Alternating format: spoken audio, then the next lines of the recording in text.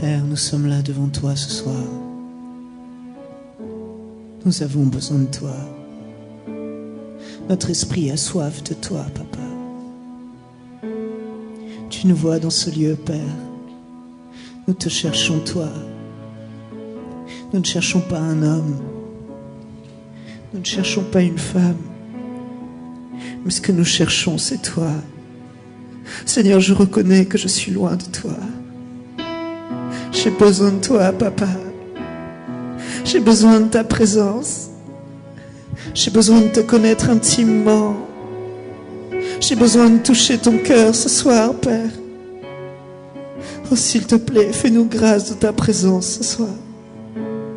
Oh, Père, par ton précieux Saint-Esprit, remplis nos cœurs de ta présence. Nous avons besoin de toi, Saint-Esprit. Sans toi, nous ne pouvons rien faire.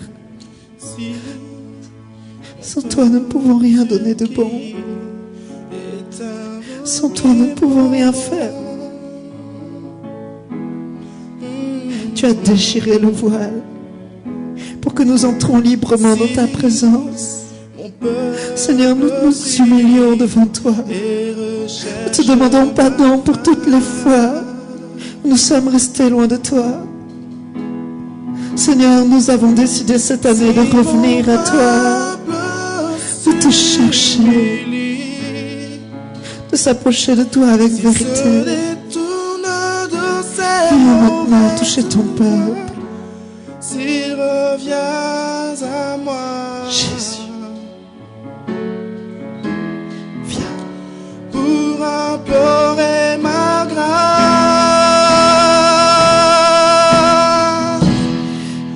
je l'exaucerai. chanter ce chant. Je pardonnerai. Il nous a promis qu'il nous exaucerait. Et je guérirai son pays. Il a promis de guérir ce pays. Si mon peuple, Mais si son peuple s'humilie et cherche sa face, si mon peuple s'humilie, Jésus, si mon peuple sur qui est invoqué mon nom,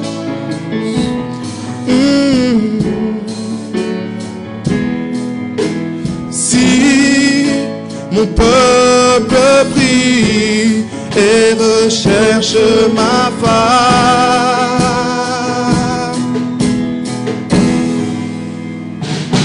si mon peuple s'humilie, s'il se détourne de ses mauvaises voies, s'il revient à moi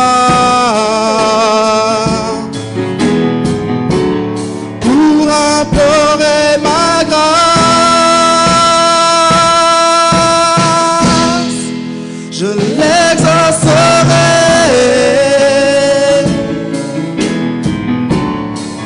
Je pardonnerai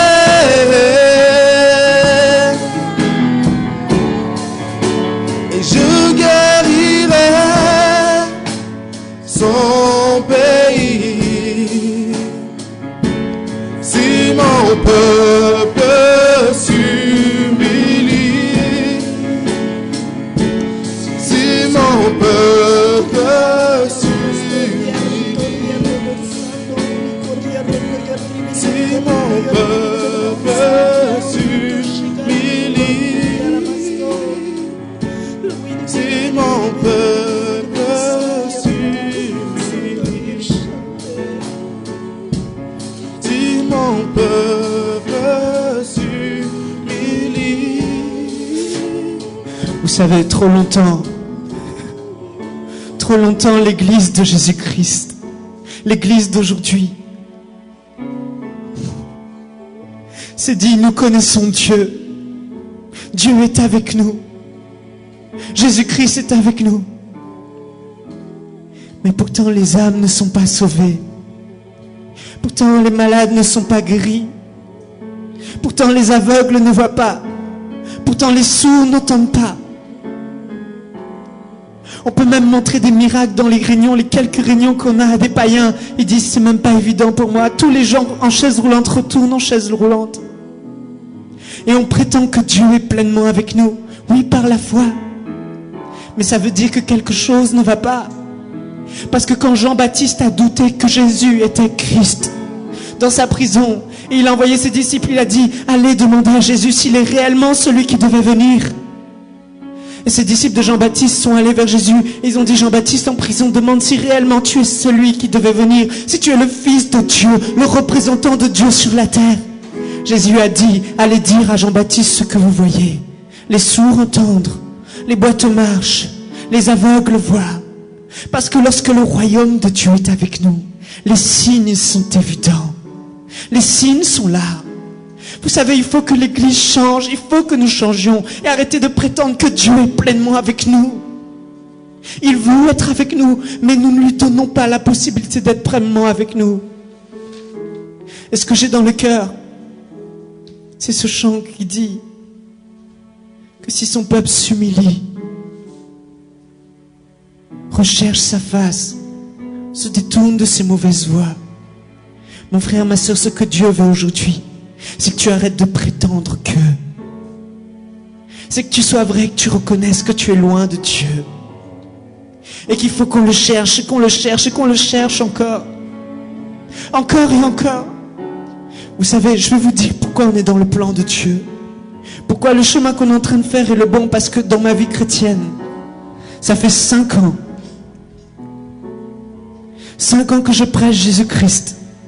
J'ai vu quelques guérisons. J'ai vu quelques miracles, j'ai vu des personnes touchées par le Seigneur.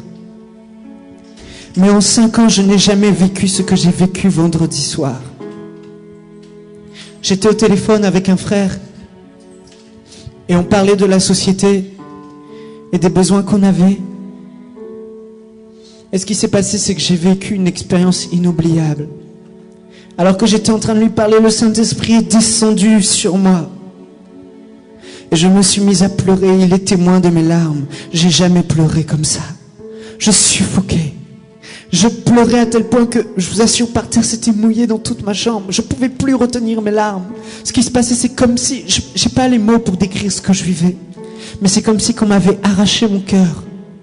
Et que j'avais reçu le cœur de Dieu. Et à ce moment-là, je pleurais parce que je voyais les âmes qui se perdaient. J'étais en train de vivre des âmes qui allaient en enfer.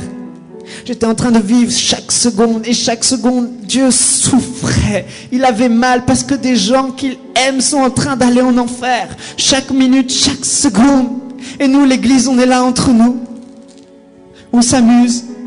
On profite, on critique les hommes de Dieu, on critique les orateurs, on écoute les messages, on dit oui, c'était bien, c'était pas bien. Oui, dans le nom de Jésus, on prie du bout des lèvres. Mais on voit plus Dieu agir. Parce qu'on est loin de son cœur. Et là, j'ai réalisé que j'avais versé jusqu'alors des larmes de crocodile pour les âmes qui se perdent. Mais ce jour-là, j'ai pleuré pendant 2 heures sans pouvoir m'arrêter. Le lendemain matin, de 8h à midi, j'étais en larmes dans mon lit, je ne pouvais plus bouger. C'était des cris qui sortaient de moi, des angoisses pour les âmes qui se perdent. Mon frère, ma soeur, il faut qu'on arrive à là.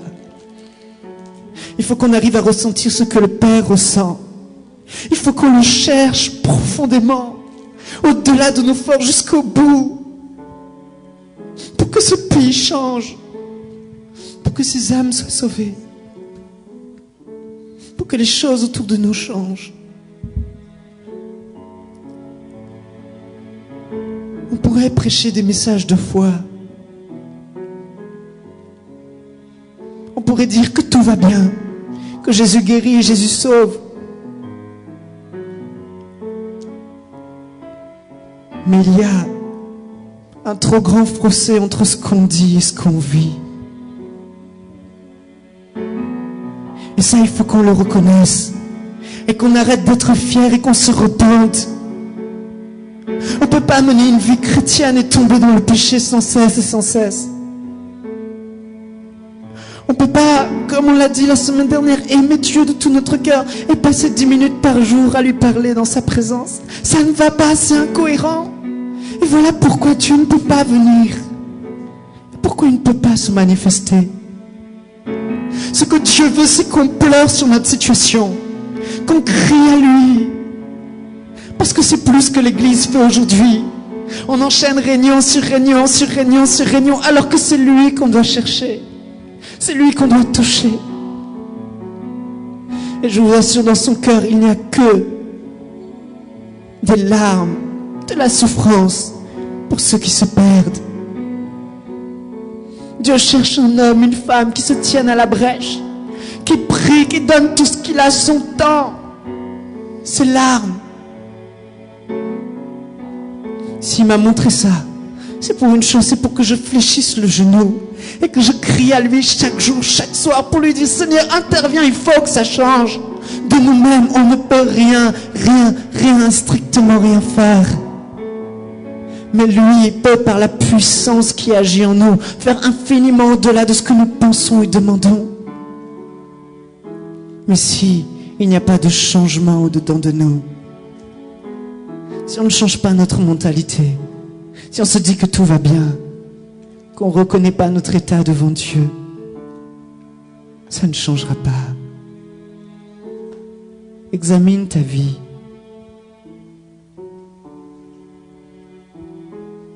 Examine-toi. Dieu n'est pas toujours là à nous donner des paroles d'encouragement. Dieu nous dit: n'êtes-vous pas capable de veiller 1 heure avec moi?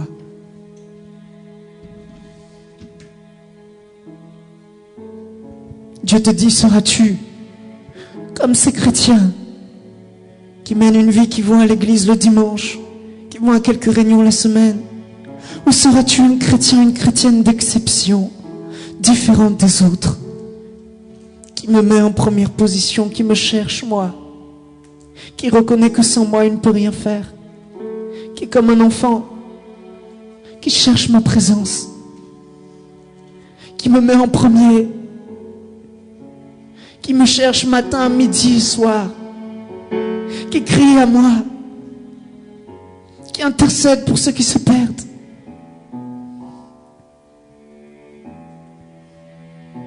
Nous sommes loin d'arriver à là où Dieu veut nous amener.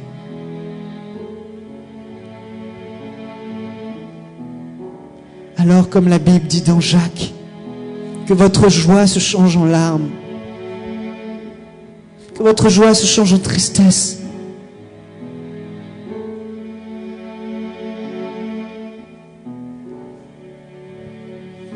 Il faut que l'Église se repente.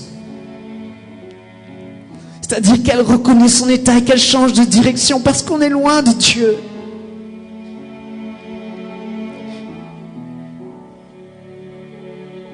Si ce n'est pas toi qui fera la différence, qui fera? Ça fait des années qu'on attend un évangéliste américain qui vienne, qui sauve ce pays. Mais ce que Dieu ne veut pas, c'est pas un évangéliste américain. Il veut que nous crions à lui.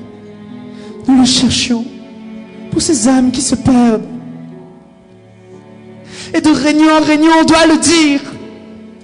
On doit arrêter de se réjouir de notre état, de vivre notre petite vie chrétienne misérable.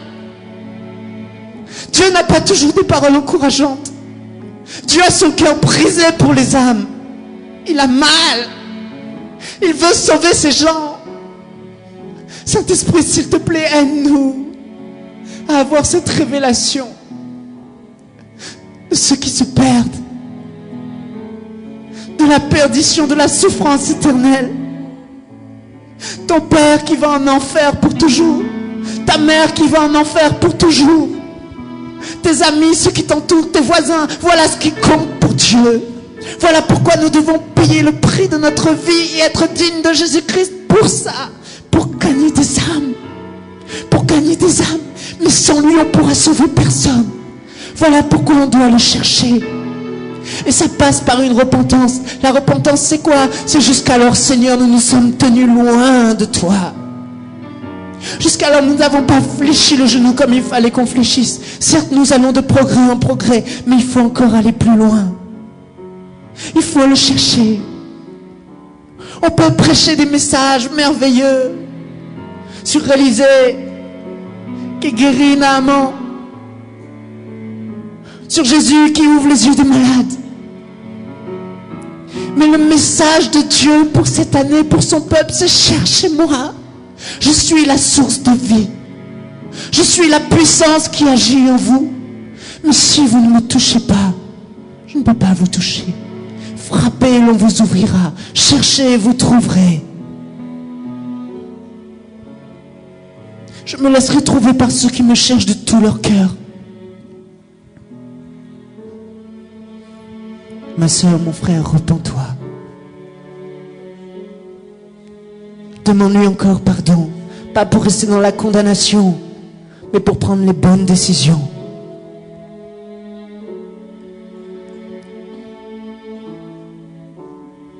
Nous ne sommes pas arrivés. Il nous faut payer le prix. Seras-tu des chrétiens qui honorent Dieu de leurs lèvres seulement?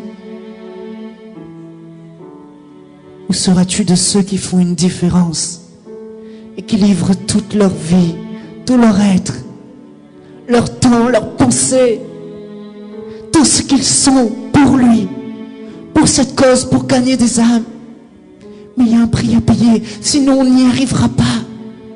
Sinon Dieu aurait déjà plein de serviteurs de Dieu et les gens seraient sauvés de l'enfer. Mais si nous voulons ici accomplir le mandat que Dieu nous a donné, il nous faut fléchir le genou.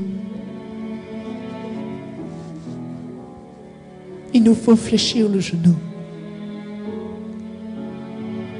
Il te faut rentrer dans ta chambre et crier de toutes tes forces, de tout ton cœur: Seigneur, donne-moi l'amour pour les âmes.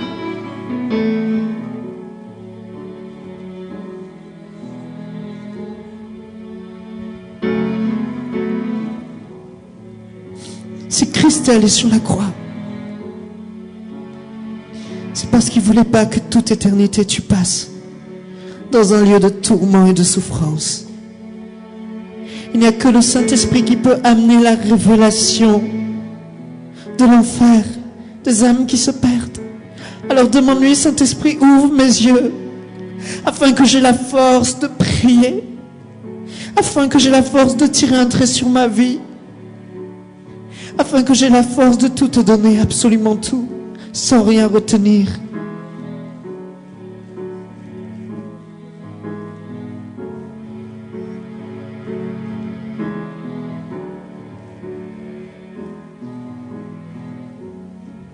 Seigneur, nous voulons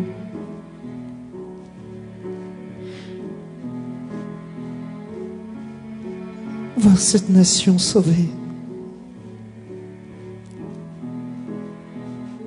Si nous sommes là, c'est pour chercher ta face, Père.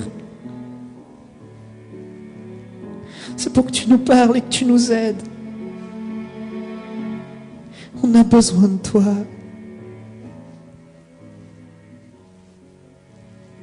Seigneur, nous reconnaissons que sans toi, nous ne pouvons rien faire.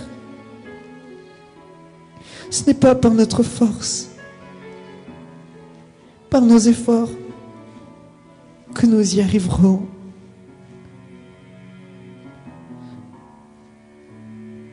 C'est par ta puissance à toi.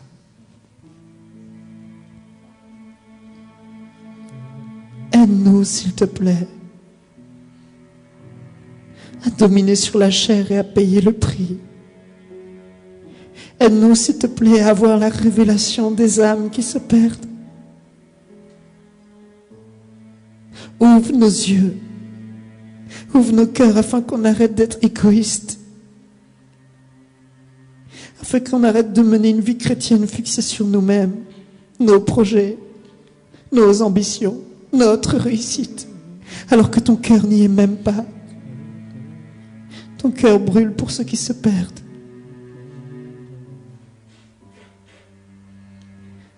Seigneur, pardonne-nous.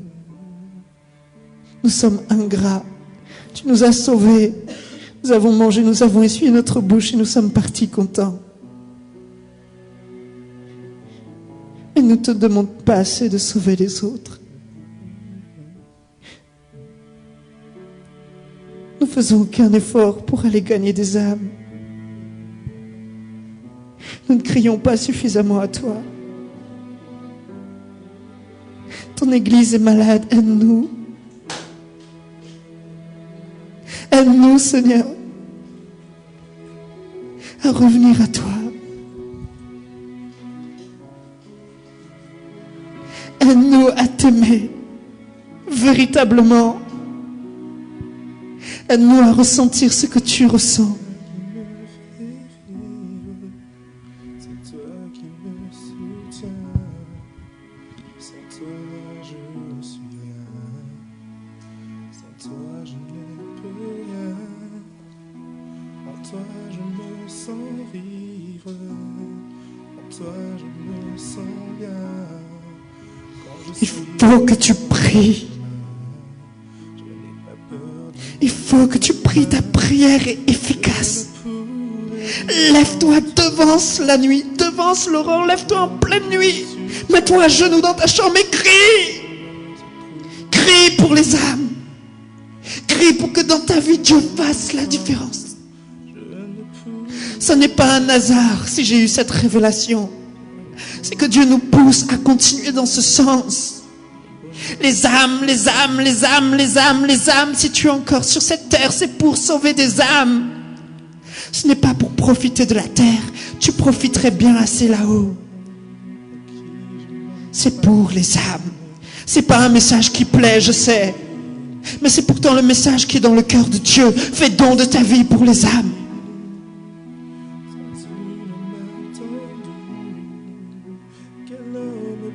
Donne-lui tout. Prends encore les bonnes décisions. Reviens à lui. Ne te dis pas qu'il est pleinement avec toi. Certes, il est avec toi. Parce qu'il l'a dit dans sa parole. Il ne t'abandonnera pas, il ne te délaissera pas. Mais il faut que son royaume et les signes de ton royaume soient avec toi.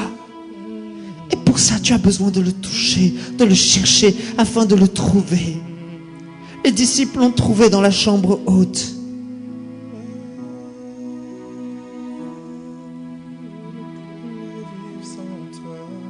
Nous sommes au bas de l'échelle. Il nous faut grimper encore et encore. Par la prière, le jeûne, les larmes. Sinon, nous n'y arriverons pas.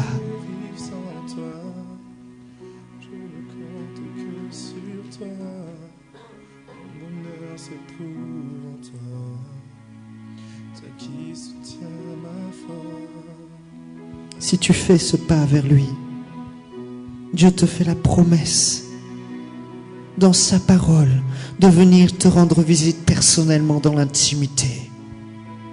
Si tu le cherches avec persévérance, il te fait la promesse qu'il viendra et il deviendra vraiment, vraiment réel. Tu peux voir Jésus. Tu peux le sentir. Mais Jésus ne se révélera qu'à ceux qui le cherchent de tout leur cœur, de toute leur force et de toute leur âme. Moi, je cours. Ceux qui veulent me suivre dans cette course, ils me suivront. Je ne veux pas courir derrière les prophéties, derrière une vie chrétienne qui tourne en rond. Je veux courir derrière lui. Je veux le toucher. Je veux plus de lui. Afin d'être utile sur cette terre entre ses mains. Afin d'être un vase utile.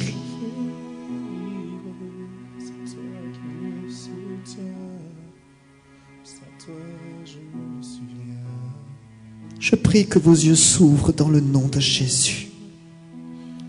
Je prie que la révélation du Saint-Esprit vienne sur vos vies pour le salut des âmes, pour ceux qui se perdent, afin que vous deveniez de parfaits intercesseurs, afin que vous deveniez de ceux, de celles qui fléchissent le genou constamment, même des heures, pour le chercher, pour le toucher, pour crier à lui, pour que les choses changent.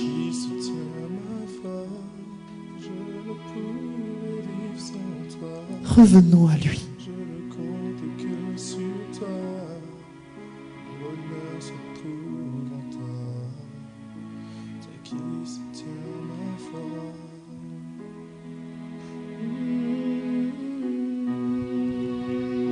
C'est bien de louer et de chanter Dieu, comme on le fait chaque jour. Mais ce que Dieu attend, c'est cette intimité, cette relation. Pour un homme, un seul homme, qui a la foi, qui le cherche, qui s'attend à lui, Dieu est capable de passer au-dessus d'1 million de personnes pour toucher cet homme. Seras-tu celle, seras-tu celui qui dans l'intimité fera déplacer Dieu, comme Marie a fait déplacer Jésus avant qu'il monte vers le ciel, avant qu'il aille apporter son sang? Seras-tu de cela? Seras-tu de ceux qui mènent leur vie pour leur propre vie, qui suivent leur propre voie? Oui, il y a un message dans le cœur de Dieu pour toi, les âmes, les âmes, les âmes, les âmes, les âmes, les âmes. Je veux faire de toi un gagneur d'âmes. J'ai besoin de tes prières. J'ai besoin de tes larmes. J'ai besoin de tes cris. J'ai besoin de toi pour intervenir ici-bas. Sinon, je t'aurais repris le jour où tu es né de nouveau. Mais si je t'ai laissé, c'est pour que tu répondes à la vocation que je t'ai donnée, d'aller et de prêcher l'évangile par toute la terre.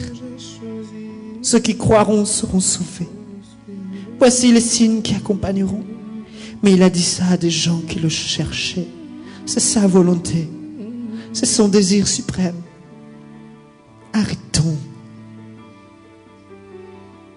Arrêtons de croire qu'avec le peu qu'on lui donne, il pourra faire quelque chose.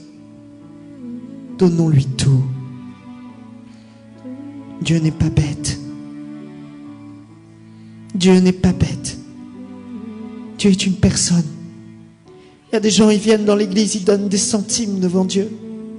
Qu'est-ce que vous voulez que Dieu fasse avec ça? Ils ne mettent pas leur cœur. Il y a des gens qui viennent dans la prière, ils prient 10 minutes et ils courent, ils partent. Qu'est-ce que vous voulez que Dieu fasse avec ça? Mais si tu veux qu'il vienne te rendre visite, si tu veux tomber dans sa présence, dans l'intimité, pleurer sur ta face, être visité, il faut une dimension supérieure. Il faut une dimension supérieure. Ça commence par la repentance. Repens-toi de la pauvre vie chrétienne que tu as menée jusqu'alors devant lui. Et reviens à lui de tout ton cœur. Lève-toi en pleine nuit juste pour l'adorer. Juste pour lui dire que tu l'aimes. Juste pour lui dire que tu es là. Qu'il est l'objet de toutes tes pensées. Souviens-toi de ton premier amour. Souviens-toi du premier amour que tu avais pour la première fille que tu as aimée ou le premier garçon que tu as aimé. Cet élan dans ton cœur, au point que tu ne dormais pas la nuit avant de lire ses lettres, avant de l'appeler par téléphone, au point que chacune des paroles qui te disaient résonner dans ta tête, brûlait dans ton cœur, te donnait un élan et une joie. Souviens-toi de ça. Je vous assure que si nous aimons et nous arrivons à aimer Dieu à ce point, il va se déplacer pour nous. Mais si nous restons à l'adorer du bout des lèvres, nous n'y arriverons pas. Nous ne pouvons, dans ces réunions que nous faisons de préparation, que le chercher. Que va-t-on donner au monde si on n'a rien reçu? Des belles paroles? On va être découragé, on va partir. Mais si nous recevons quelque chose dans l'intimité avec lui, nous leur donnerons ce que nous avons reçu. Si Moïse est descendu de la montagne avec un message, avec la loi, c'est parce qu'il est resté 40 jours et 40 nuits dans le froid à chercher Dieu dans l'intimité. Et il a reçu son message sur la montagne. Si Jésus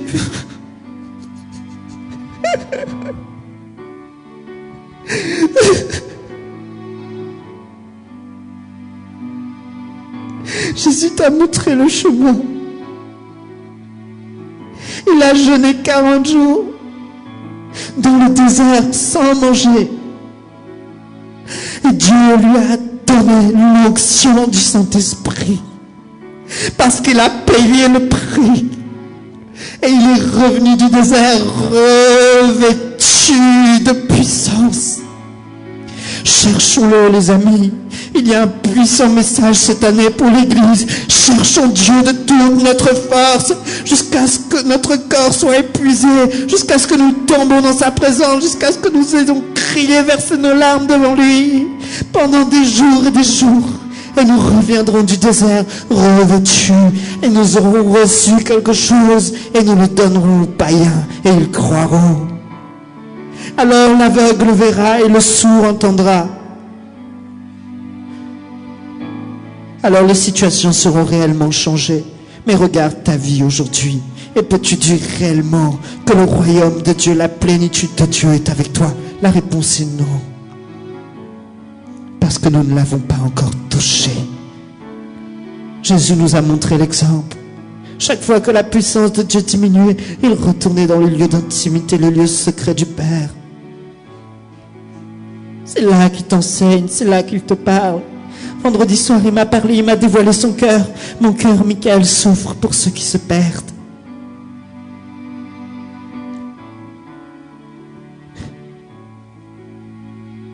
Lève-toi.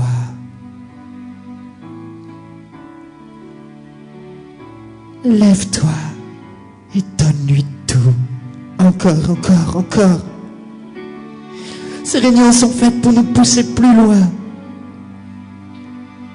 Mais c'est le travail de chaque jour. C'est un travail quotidien qu'il faut faire.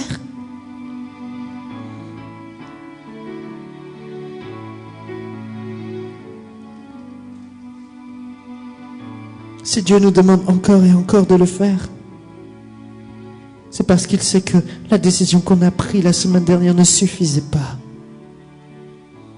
Les choses ont certes évolué, mais il faut encore aller plus loin. Tu peux dire non, mais tu peux aussi dire oui, parce que tu sais que cet appel est réel. Tu sais que c'est ce qu'il attend de toi. C'est dans le secret de ta chambre que la différence se fera.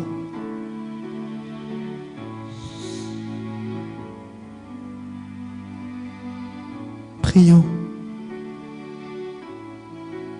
Prions. Père, nous nous tenons en vérité devant toi. Nous reconnaissons que nous ne menons pas une vie telle que tu veux que nous menions, que nous retenons certaines choses dans nos vies.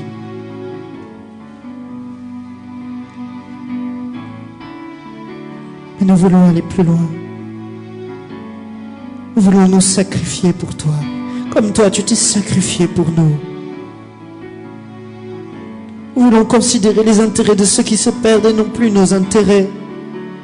Alors que d'autres mangent, nous nous enfermons dans une pièce et nous crions à toi. Sinon, comment verrons-nous les choses changer?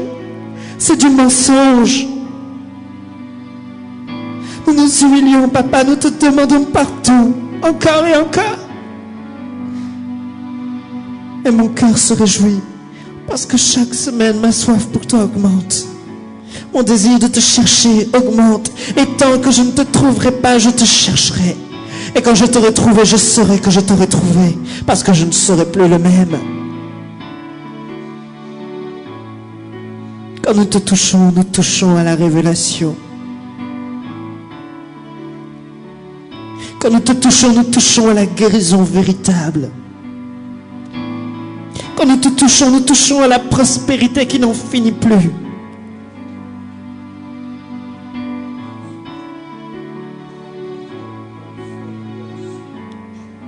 Prie, mon frère, prie, ma soeur. Prends la décision. Encore, encore, pas toi. Pas toi pour l'évangile. C'est pas un jeu. C'est pas un jeu, les âmes qui se perdent, c'est le plus grand enjeu qui compte. C'est la chose la plus importante. Certains pensent que c'est avoir une famille et des enfants.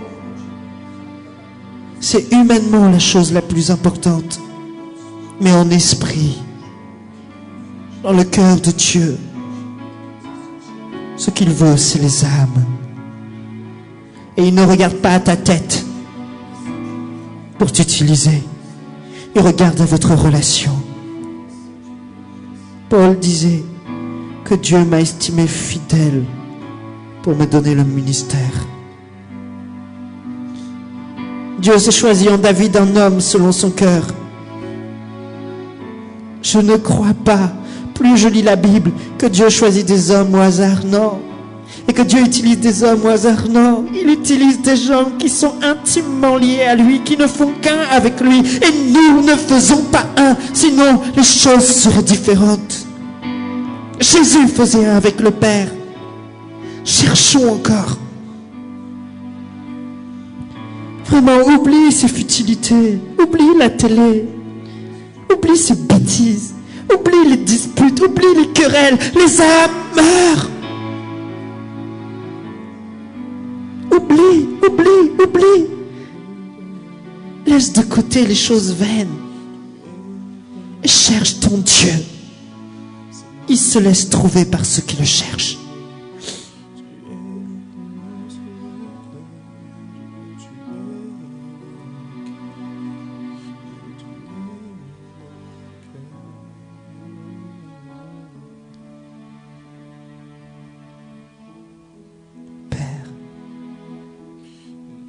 Nous revenons à la maison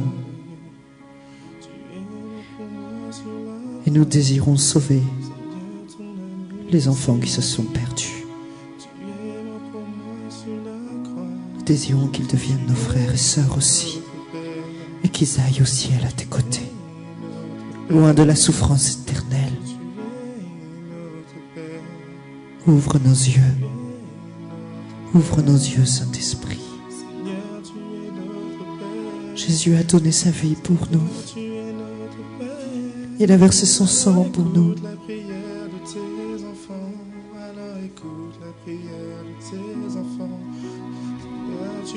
Jésus.